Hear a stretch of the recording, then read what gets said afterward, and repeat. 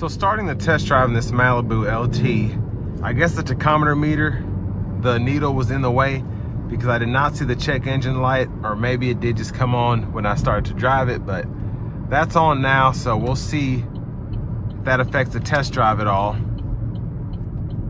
But so far it's driving pretty normally. Brake pedal feels good too. We'll give it some throttle here.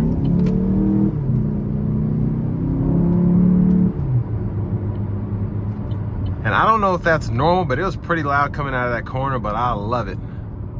It sounded very aggressive. But we're gonna give it throttle again here, and actually we're gonna see how this manual mode works.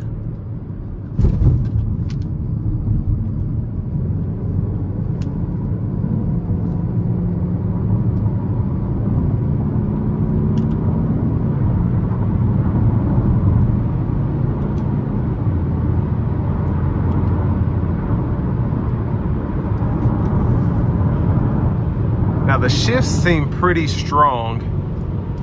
Let's put this cruise on here. I didn't even know we were going that fast.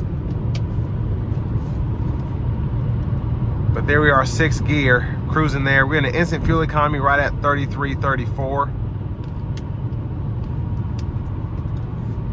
So that's cruising on a slight uphill. Now the average fuel economy in this car is 30.9, which is pretty great. And driving here, the ride is actually pretty good.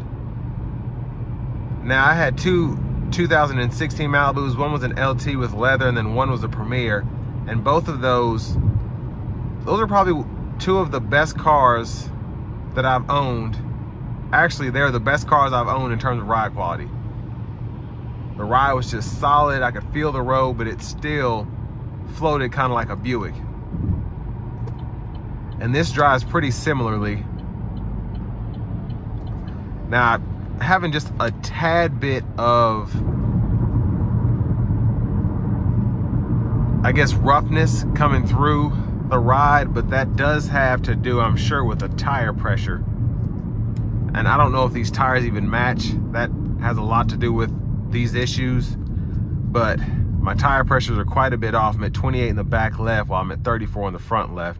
And then it's random numbers on the right side, so that probably has something to do with the ride.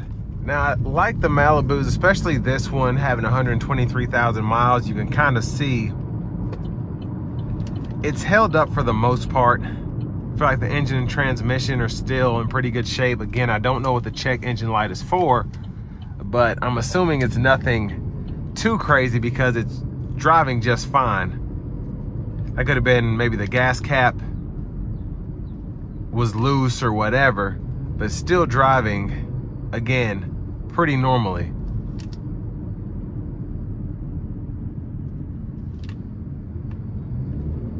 And in terms of just how the radio's held up, everything, the good thing about the cloth leather red interior is it's pretty hard to,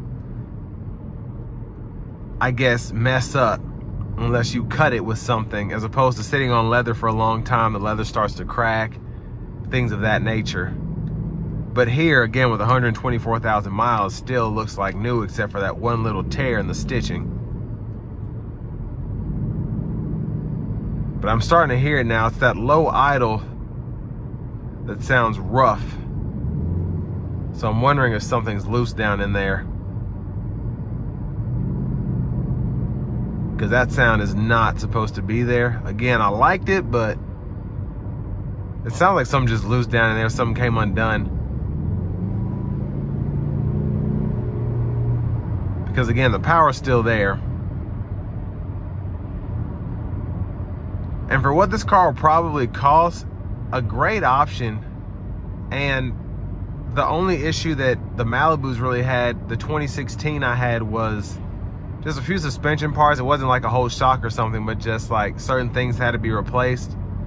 And then the ride was good to go. It just kind of made a creaking sound when you hit hard bumps. And you know, people tend to say that the turbos will start to go out on all these turbocharged cars. You still have the naturally aspirated 4-cylinder here, so having that with the 6-speed automatic if something were to go wrong with a car like this, it wouldn't be a crazy expensive fix if you found the right mechanic. But after I got that check engine light taken care of and that sound, I'd be very confident driving this thing anywhere. It's just very economical in terms of fuel. From the driver's perspective, plenty of room here. And I mean, just a good cheap car if you need a commuter. And it still pretty much checks all the boxes in terms of ride quality, steering feel, brake pedal feel, acceleration. But with all that being said, this will bring me to the end of my review of this 2015 Chevrolet Malibu LT.